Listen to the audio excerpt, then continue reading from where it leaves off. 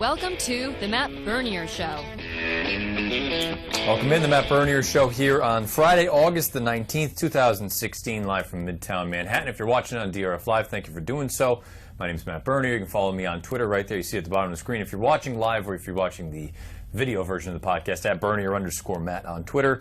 Questions, comments, concerns, suggestions, you name it, I'm there for you. If you're listening podcast version, YouTube, SoundCloud, DRF.com, iTunes, all sorts of different ways for you to find the show. What we normally do here, half hour, more or less, for the entire summer, but going forward, maybe we'll have some shows that are a little bit longer, some shows that are a little bit shorter, and next week we'll dive into it at the end of the show, but we may be doing it a day early and it may be taped, but we'll dive into that when we get to the end of the show. As far as today's show is concerned, obviously we're previewing all sorts of big races coming up tomorrow afternoon across the country from coast to coast. Saratoga Racecourse, Del Mar Thoroughbred Club. We'll bring in Scott Carson, the founder of PublicHandicapper.com, after the intro piece here, and we'll talk to him about a number of things, including obviously the big races coming up this weekend, as well as his victory in the Saratoga contest last Thursday up at the Spa. Live money contest, all told, he was up just shy of $40,000 taking home, plus he got a couple of entries into some other big contests going forward. So we'll dive into all that with Scott Carson here in a little bit. But first, let's just kind of set the tone and set the table for what's to come for the rest of the weekend, particularly tomorrow. We'll have all these races, the majority of them anyway, on DRF Live starting at 4 Eastern. Myself and Dan Illman. Saratoga, last weekend on the show, we talked about the notion that there was likelihood of some thunderstorms. I don't think anyone thought that it was going to be hurricane-esque, where the amount of rain that fell forced a cancellation of a Saturday card up at Saratoga. I don't know the last time there was a card that got canceled because of intense rain like that, particularly up at Saratoga. Maybe some of you historians would know better than I would, but it had to be coming down in a pretty good clip, and it sounds like they got somewhere just shy of 2 to 3 inches of rain that fell, all told, over the course of Saturday and into Sunday morning. So a lot of rain, and unfortunately it washed out the race that we're talking about, the Grade 1 4-Star Dave. That was going to be run on the turf. It also washed out the Adirondack for the 2-year-old fillies. That'll be run this afternoon, as well as a little turf sprint stakes earlier on in the card. So you got some good racing coming up today at Saratoga as well. But tomorrow they've rescheduled the 4-Star Dave. That's going to be kind of the table setter. One Grade 1 leading into another, and you'll have the Grade 1 Alabama featuring Songbird going 1.25 miles. She's already proven that she can handle Saratoga. She won the Coaching Club American Oaks in her first trip back to the East Coast since the Breeders' Cup Juvenile Fillies at Keeneland in October. But boy, she's going to have to deal with 1.25 miles, and she's probably going to have to deal with a little bit of a more, I don't want to say talented field, because it's certainly not. Karina Mia is the most talented horse she's faced thus far in her career, but she may have had some distance limitations. Tomorrow, the field that she'll face in the Grade 1 Alabama at 10 furlongs is better suited for the distance. It doesn't mean that they're going to beat her, and it doesn't mean that she's vulnerable by any stretch, but at the same time, I think it'll be interesting to see if she can successfully navigate that 10 furlong distance of the Alabama. Sounds like after that, if all goes well, they're going to look at a race like the Cotillion at Parks in September, and I would imagine she'll get one prep prior to the Breeders' Cup Distaff back home in Southern California at Santa Anita Park. Shifting to Southern California, you got Del Mar. You got a bunch of good racing, really from top to bottom, whether it is Saratoga, but particularly at Del Mar tomorrow. That's their featured day of racing at the Del Mar Thoroughbred Club. You got 2 Grade 1s. You got the Del Mar Oaks for 3-year-old fillies. It's going to be a fascinating race. You can go so many different ways. Dan Illman and I already have a stakes preview up for that. That's on the site, video.drf.com. Unfortunately, I won't be talking much about the Oaks here today. The Del Mar Handicap is a fascinating race. 1 3/8. You've got a bunch of good horses. You've got some new shooters in there, a couple horses trying to stretch out. Again, the nuts and bolts handicapping for all these races are up on video.drf.com. But that's also the third leg of an all-graded stakes pick 4. It starts off with the 4-Star Dave at Saratoga, includes the Alabama with Songbird and some of her foes. The third leg is the Del Mar Handicap, and then we wrap things up with, as big a deal as Songbird is, we wrap things up with the highlight of the summer, arguably the highlight of the entire racing calendar thus far, the Grade 1 Pacific Classic at Del Mar. 10 furlongs, California Chrome versus Beholder versus Dortmund versus a cast of many other suitable characters. It's going to be an awesome race, and the most fascinating thing is going to be to see the dynamics. It seems like Art Sherman, post-draw, when we found out that California Chrome drew the rail, he said that he thought it was going to be a jockey's race and a rider's race, determining where all these horses are positioned and how they're going to be run. And I think there's some validity to that. I think it's been a little bit overblown that California Chrome can't run in behind horses, but at the same time, look, if the connections are that concerned about it, maybe where there's a little bit of smoke, maybe there's some fire. Beholder was beaten in her most recent start in the Clement L. Hirsch. She ran into a very, very sharp filly in Stellar Wind. She's a champion in her own right. And California Chrome was pushed right to the brink by Dortmund, who's coming off of nearly an 11-month layoff or a 10-month layoff. Look, it's going to be a fascinating race, and they're not the only three in that spot. You've got other Grade 1 winners in this race, including Hard Aces, including Opportunity. So, fascinating race. Awesome day of racing tomorrow, coast to coast. We'll have most of it covered for you on DRF Live here starting at 4 o'clock Eastern. We're going to take a quick break here on the Matt Bernier Show. When we come back, we'll bring in Scott Carson, the founder of publichandicapper.com. We'll recap his contest victory last weekend up at Saratoga, as well as go over the three big ones, the three Grade 1s, 4-Star Dave Alabama Pacific Classic. Stay with us.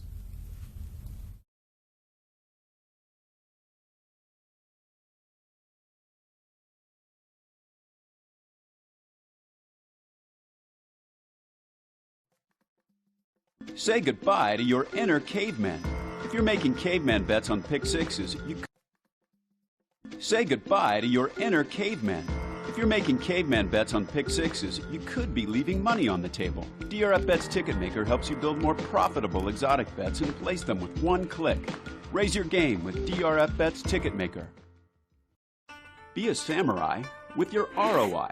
DRF Bets Ticket Maker helps you cut out unprofitable exotic bets before they happen and be the master of profits. Raise your game with DRF Bets Ticket Maker, the exotic wagering app.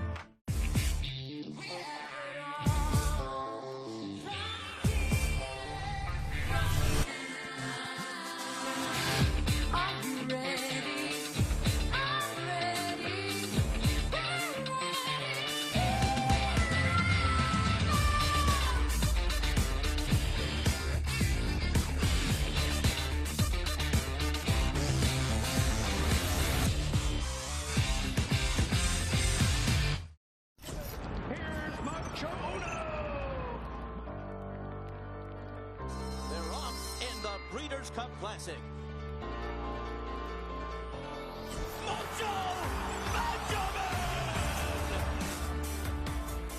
Private Zone has run a 45 flat half mile and has opened up 2.5 lengths. Private Zone's got the lead close to home and he's all by himself. Private Zone wins the Forgo. 1207 East, 907 West, the Matt Bernier Show here on DRF Live. If you're listening to the podcast, YouTube, SoundCloud, DRF.com, iTunes, all sorts of ways for you to find us. When we have some time, we try to squeeze in a guest, get some more insight from some other knowledgeable handicappers. And I thought timing-wise, things worked out very well for our guest here today. Scott Carson, the founder of publichandicapper.com. You've seen it. You can check it out. Publichandicapper.com is there for you. It's also part of the DRF tournament family. He's a frequent guest of the DRF Players podcast, and I felt like after his Saratoga victory last Thursday and then one of their live money contests, thought it was a good time to have him on. Scott, welcome to the program. Thanks, Matt. Great to be here. Let's talk about, before we dive into any sort of handicapping, let's talk about the race, or the contest, I should say, last Thursday. You played in both of them up at the Spa, Wednesday and Thursday. Wednesday didn't go, obviously, the way you would have hoped, but Thursday things came together pretty well for you. You bested 211 entries. All told, your bankroll was $14,930.50. You got over $25,000 in prize money, plus an NHC and Breeders' Cup seat. But I believe, correct me if I'm wrong, everything kind of came together in the final two races of the contest. Yeah, actually, the final two races at Saratoga, there was a Gulfstream race in between there that I lost some money on. And what was the overall thought going into it? Were you having a good day leading up to those final two races at the Spa, or was it just kind of grind to get to those two? No, I was having a bad day, in fact, and I only had $115 in my account going into the Saratoga 9th. But luckily, I had a pretty laser pinpoint opinion in the Saratoga 9th, and I turned $90 into $2,500 by hitting the winner, the exacta, and the try. Now, for those of you that are unfamiliar, Saratoga and NYRA in general, they have transformed their contest format from mythical bankroll into all live money contests, as most live on-track races are starting to turn into, as far as the contests are concerned. As far as your approach to a live money contest as opposed to a normal day of playing the races, with the exception of the obvious that maybe you're not betting such large sums of money, is there a different approach for you going into a contest as opposed to maybe a big day of racing like, let's say, Saratoga tomorrow or Del Mar? The one restriction of these live money contests, live bankroll, is that usually you have some minimum bets that you have to make. So, if you only have an opinion on 2 races, but you have to make 10 $60 bets, you end out, you've got to sort of save your money and try to take some stabs here and there. Whereas if I go to the racetrack, I'm not going to do that. I'm going to zero in on the races that I'm going for. That said, if I'm at the track, I do have a little bit of a lack of control in that I always want a little bit of action. So I'll bet even if I don't have a strong opinion on a race, but I might not bet as much as the minimum in a live money contest. You're obviously a seasoned veteran as far as the contest tournament world is concerned. Do you prefer the live money as opposed to the mythical sort of $2 or $20 win-play sort of contest?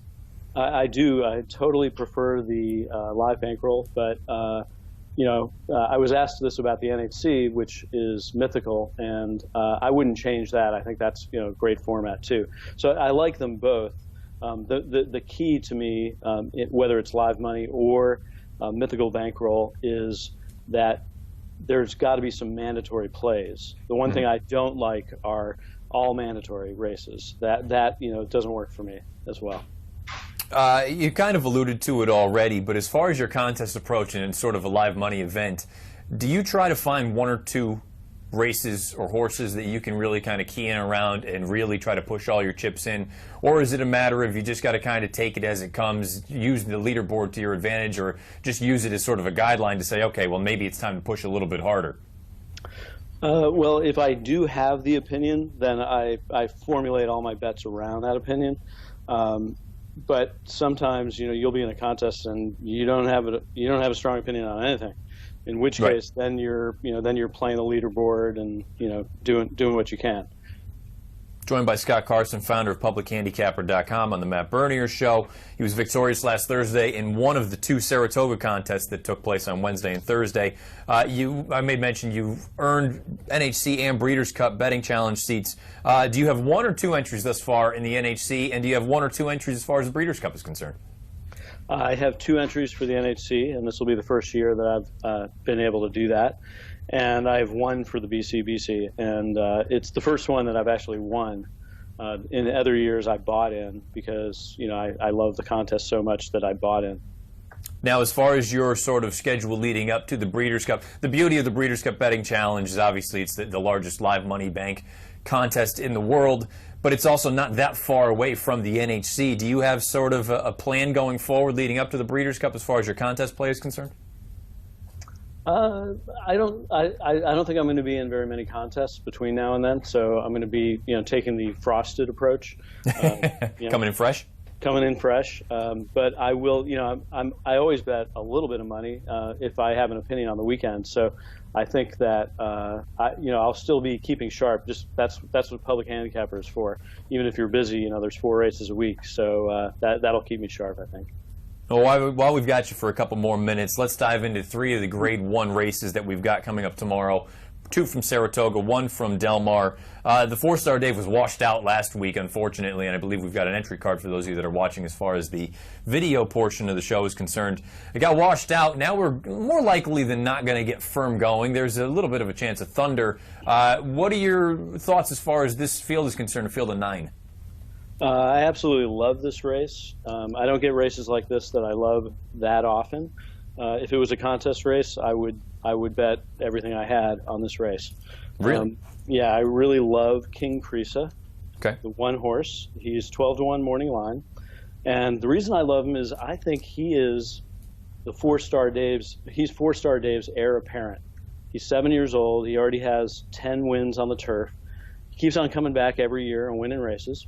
And he has one really big race every year. And I think that big race this year is going to be the 4-Star Dave. And like you say, he's just an old hard hitter that shows up more often than not. Really, it's hard to go through his page and find a race where he just didn't show up with any sort of an effort. So King Creesa, very interesting. And like you say, if you can get every bit of that 12-to-1 morning line, that would be a fascinating sort of play in a wide open race more often than not, or it's the way it looks anyway, leading into it. The Alabama, obviously everyone's looking at Songbird. She's going to be a heavy favorite in there. I believe Travis Stone made her 1-5 on the morning line. She's likely to go even shorter, or maybe she stays at the 1-5, but I don't think she'll go north of that. Is it a one-horse race, or is there anybody else in here that you think that can upset the apple cart? I'm not going to try to beat Songbird. I'm not going to bet the race. I do think that it's entirely possible that Family Tree or Dark Nile or possibly even Go Maggie Go could shock, because they're all three improving horses, and they have breeding that suggests a mile and a quarter is well within there. I'm not sure about Go Maggie Go as much, but Family Tree and Dark Nile really have strong distance breeding, and they just keep on improving. So it wouldn't shock me at all. I wouldn't bet it either way. It's going to be a really fun race to watch. And the last one before we let you go, with Pacific Classic, I think many people would agree that this is really the marquee event of the weekend and arguably of the summer. You've got California Chrome, you've got Beholder, you have Dortmund, Opportunity, Hard Aces. This is a really talented field. Of the top three, who do you prefer, and is there any sort of a wild long shot that you think could get involved, maybe not win, but to possibly round out some sort of an exotic wager? Well, of the top three, I like Dortmund. I think that he had a nice prep in his last race. He's always been a fast horse, and he hasn't realized his potential. So California Chrome has realized his potential. Dortmund hasn't done that yet. And I think the last race, which was an amazing, it was a great race, but I think Dortmund had it easier. He was carrying less weight. He lost, but that's okay. It wasn't as taxing of a race to him. California Chrome was carrying 5 more pounds. He was outside of him the whole way, and he ran a big number. So I think that he's going to be a little bit vulnerable here to a horse that hasn't really exploded. Even as a 3-year-old, he hasn't run that huge performance, which I think he can do today. And then my wild card would be Opportunity, because he's going to be closing, and I wouldn't be surprised if these three, the top three, Chrome, Beholder, and Dortmund, I wouldn't be surprised if they just set a really scintillating pace. I mean, they all want to be right up there, and they could be playing cat and mouse, and they could overdo it. So I think Opportunity could possibly win the race, and certainly be in the try. And I'm a little bit against Beholder, because I think that last race took a lot out of her, even though her workouts don't show it. If you watch the race, you watch her gallop out, she looked a little tired. Scott Carson, founder of PublicHandicapper.com. He's been a frequent guest of the DRF Players podcast in the past, and I'm sure he will be in many, many forms to come. Thanks for giving us a little bit of time, Scott. Congratulations on last Thursday's victory up at Saratoga, and we will probably cross paths sooner rather than later going forward. All right, thanks a lot, Matt. Great to be here. Thanks, Scott. We're going to take a quick break. When we come back, we'll dive into a quick review, then we'll dive into the extra races that we'll go over. Basically, it's that all-graded stakes pick 4 that we've got coming up, going between Saratoga and Del Mar. Coming up after break, the Matt Bernier Show. Say goodbye to your inner caveman. If you're making caveman bets on pick sixes, you could be leaving money on the table. DRF Bets Ticket Maker helps you build more profitable exotic bets and place them with one click. Raise your game with DRF Bets Ticket Maker. Be a samurai with your ROI. DRF Bets Ticket Maker helps you cut out unprofitable exotic bets before they happen and be the master of profits. Raise your game with DRF Bets Ticket Maker, the exotic wagering app.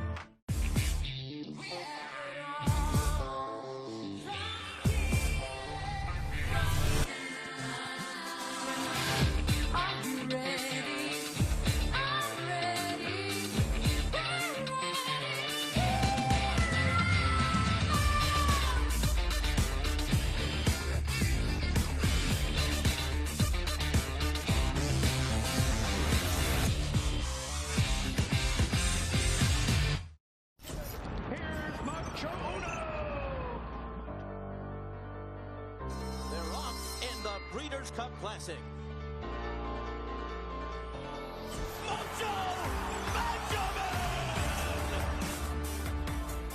Private Zone has run a 45 flat half mile and has opened up 2.5 lengths. Private Zone's got the lead close to home and he's all by himself. Private Zone wins the Forgo.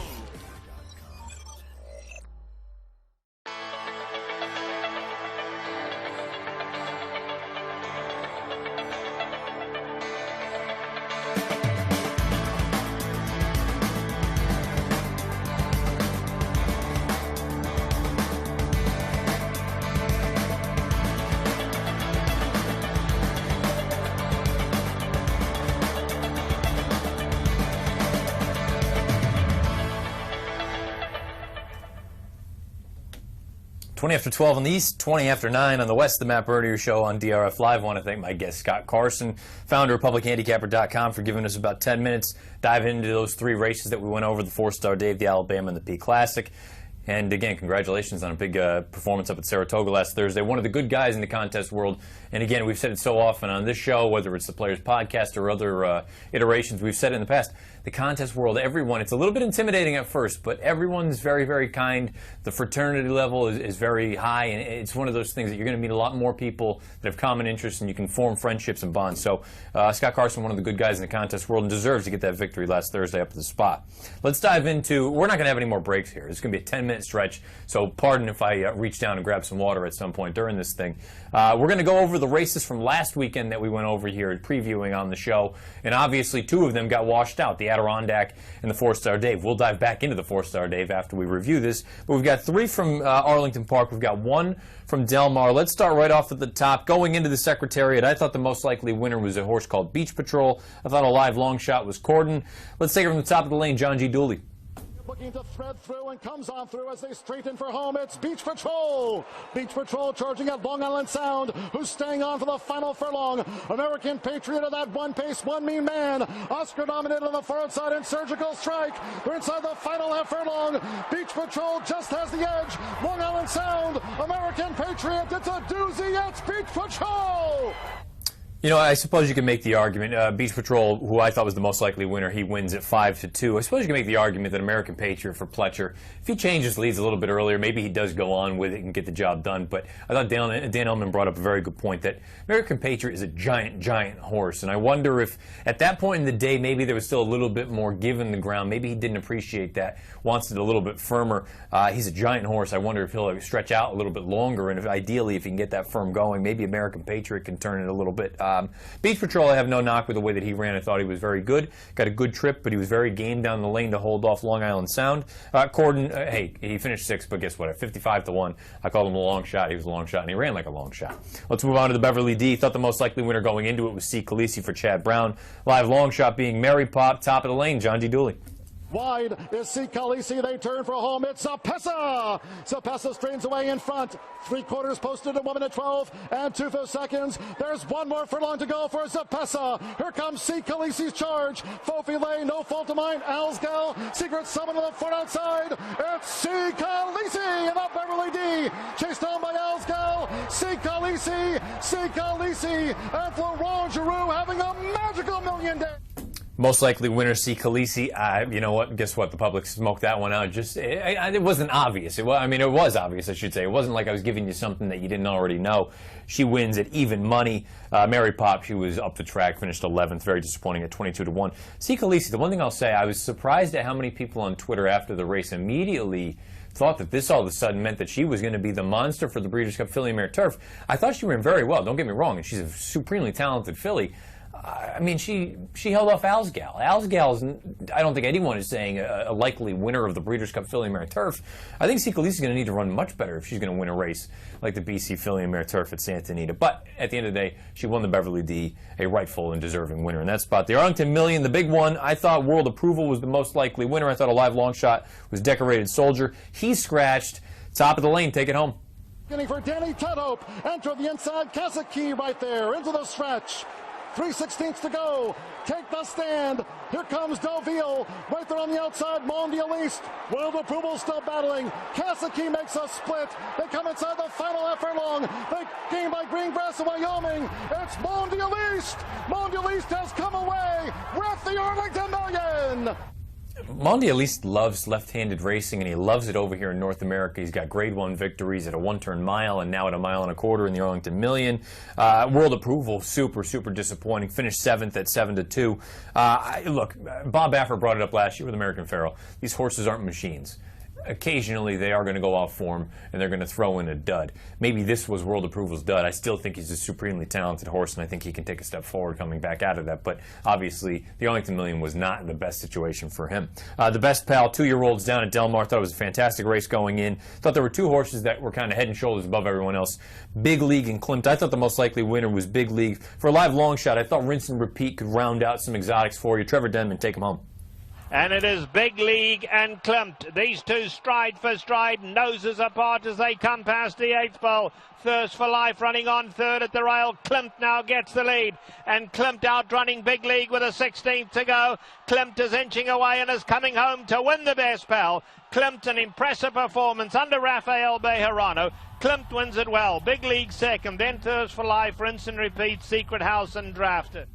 Not much else to say. Klimt was just better than Big League in this spot. I hated that Big League popped to his left lead after Klimt overtook him. Thirst for Life, I think, is a nice little horse. I think he wants more ground, and also maybe Southern California is not going to work for him.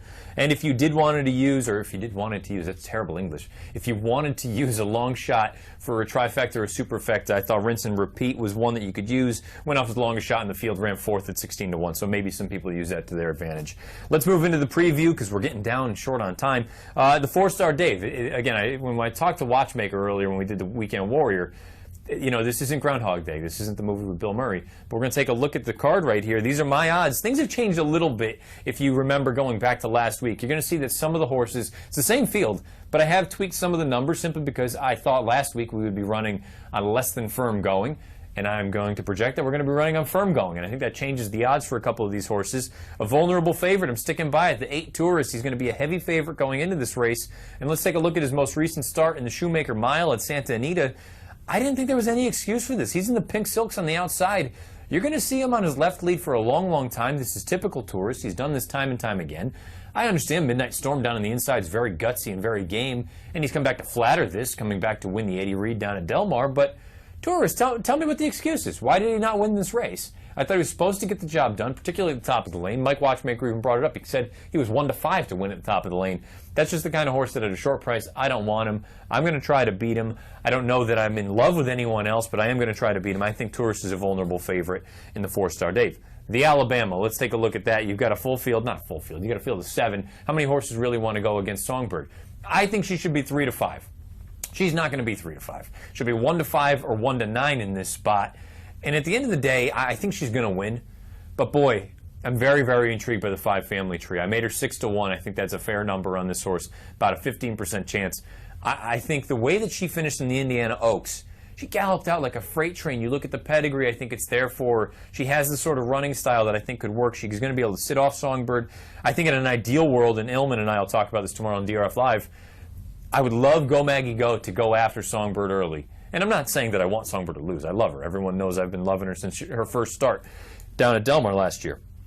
I want Go Maggie Go to go after Songbird, try to soften her up a little bit. And on the far turn, I want Family Tree Florent Giroux to make that move that Karina Mia did last time in the coaching club. The difference this time around, I think this horse, Family Tree, is going to appreciate 10 furlongs. Scott Carson even mentioned her, that he thinks that she could be a bit of an upsetter. I like Family Tree as a live long shot in the Grade 1 Alabama from Saratoga. Let's go down to Del Mar. And by the way, the first 2 legs that we just talked about, those are the first 2 legs of the all-graded stakes pick 4. These last 2 races we'll talk about, the last 2 legs of the all-graded stakes pick 4 between Saratoga and Del Mar.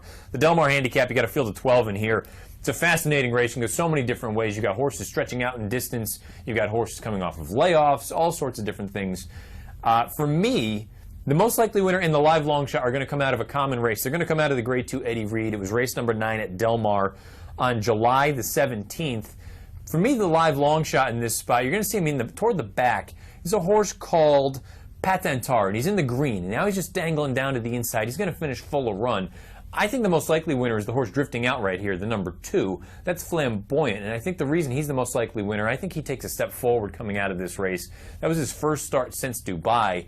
Patentar, he had some legitimate trouble at the top of the lane, and I think a lot of people are just going to look at him as though he's some sort of a, he'll round out things. He's not as good as the top couple horses. I'm going to use him in everything. I'm looking forward to betting him. I think the most likely winner is Flamboyant, but I think a live long shot. I think Patentar has a legitimate chance to win that race. Let's move on to the granddaddy, the big one, the Pacific Classic. You've got Field of 9 in here. You've got the big names. You've got California Chrome. You've got Beholder. You have Dortmund. You have Opportunity, Hard Aces, Imperative, Win the Space, Dalmore, a 3-year-old taking on Elders, War Story, who looks like he's in a little bit deep. No disrespect, had to make someone 99 to 1. I think a vulnerable favorite is California Chrome. And I'm saying that tongue-in-cheek.